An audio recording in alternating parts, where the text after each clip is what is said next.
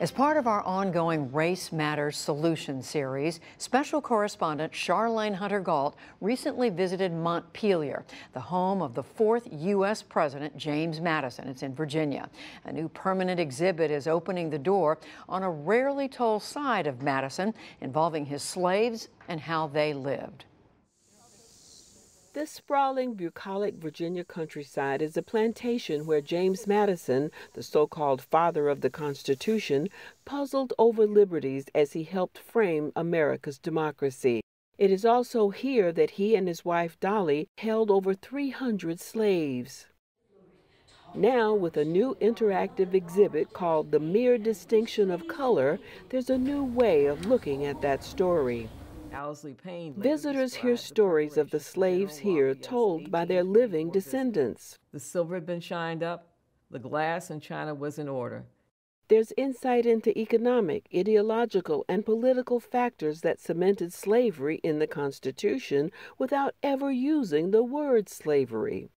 Don't shoot him. He has no weapon. He has no weapon. And films connect the past to the present, looking at the legacy of slavery to issues of race and identity today. So this is more where like the domestic slaves are going to be living. In addition to the new exhibit in the Madison home itself, there are new ways of talking about the rich and complicated history of Montpelier. Visitors can tour slave cabins, tour a slave cemetery which bears no headstones. Watch archaeologists dig up more evidence that pieces together the interconnectedness of everybody on the plantation. To talk about those issues, I spent time with Leontini Peck, a genealogist and participant in Montpelier's public archaeology program. Peck took me inside of one of the cramped slave quarters where 8 people lived. So this was all dirt? It was all dirt, yes. We found our artifacts, we found a lot of different things. We found a pipe, which was extraordinarily exciting. My grandfather, he had smoked a pipe. Really, when I touched the pipe, I really felt connected to him. And then I found much more than that. I found my family. I also visited Madison's bedroom with Mary Alexander, a great-great-granddaughter of Paul Jennings. He served Madison at the White House and also at Montpelier. He wrote the first White House memoir, A Colored Man's Reminiscences of James Madison. She told me what her reaction was when she saw this room for the first time. I had just finished caretaking for my father who died of Parkinson's disease. And to think that Paul Jennings was doing the same exact things for James Madison that I had done for my father, it just overwhelmed me. I knew the intimacy and the love and the care that had to go on between the two of them, because you can't take care of someone and not love them. Was this part here before? Yes. I talked further with Mary Alexander and with Montpelier President and CEO Kat Imhoff inside the Madison Mansion. Kat, first tell me how you arrived at the title for this exhibition.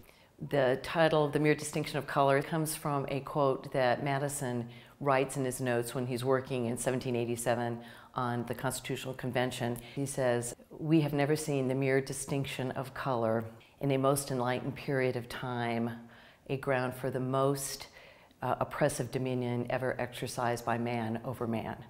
Now, Madison is saying this as a young man. He's in the debates about the rights and the freedoms that are going to be set forth in what becomes the U.S. Constitution. When he uttered those words, he didn't have slavery in mind.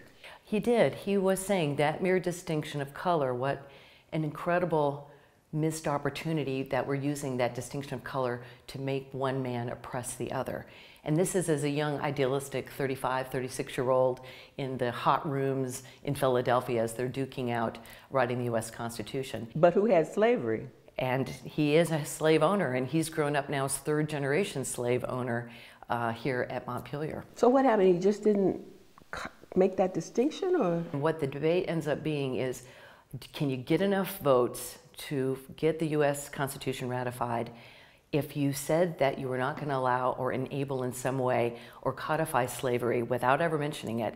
You were never going to get enough votes to ratify the U.S. Constitution. So James Madison, in those early days, chooses the Union over really what he knows in his heart is the right thing to do. But the other part that got me so intrigued was the descendant community was involved with Montpelier early on, but no one had really been able to pick up that thread and bring those 300 voices into this story. The descendant community is sitting next to you. So what drew you here? Well, actually, my mother, she never told the family history to anyone outside of our family. Paul Jennings was enslaved here with James Madison. He said that he shaved him every day for 42 years. My understanding is that he and James Madison had a relationship where they were almost like brothers with each other, the way that they interacted. I think if you put it in the context of slaves being assets and property, and that when James Madison died, his estate being in such debt, and them having to sell off every asset they had, and unfortunately the human beings who were here were assets also. He didn't get the chance to be distinguished outside of those people. Kat, how do you see that? Well, they had trouble explaining their double standard even to themselves during their time period, and I think it's quite intriguing to look at their own writing on this. But I mean, I think that's the challenge of American history. Is not only can you be inspired, yes, James Madison, father of the Constitution, great thinking, you know, defines rights, but I think we've always had this love-hate affair with really understanding how complex our history is. Not only can I be inspired by James Madison, but I can be inspired by people like Paul Jennings. I can now understand that African American history is indeed American history. How do you think it's working, Kat? I mean, who's coming here and what are they taking away from it in terms of race? What I'm hearing from people when they're visiting, they're both saying, we're so happy because now we really understand more the humanity of the people who lived here. Black and white. Black and white. I think really people, when they hear those stories and they can put themselves, project themselves into those places, they really take more away from it. And also the relevance today. I think that's what we're always been, it's really easy to talk about things 200 years ago. It's a lot more difficult when you bring it all the way up today and you go, no, the legacy of slavery is still with us. It is part of our democratic DNA. It is hard baked into how we are as a people. There's a morality question that all of us have to grapple with. This was a business to these people. Unfortunately, the business was other human beings. James Madison would have never been able to do, or any of the founding fathers would have never had the liberty to go into this whole discussion about government and humanity and how people should conduct themselves. They would have never been able to do that without these people who were in the background working for them. So this will help set that record straight, you think? I'm praying. You know, Mary has often commented on how she wants people to think and understand and have that strong intellectual connection. So I love the fact that we're both the heart and the head in thinking about how people should connect with Montpelier. But I also recognize you can't get the head without getting to the heart first. Well, Kat Imhoff and Mary Alexander, thank you so much for your insights. Thank you very much.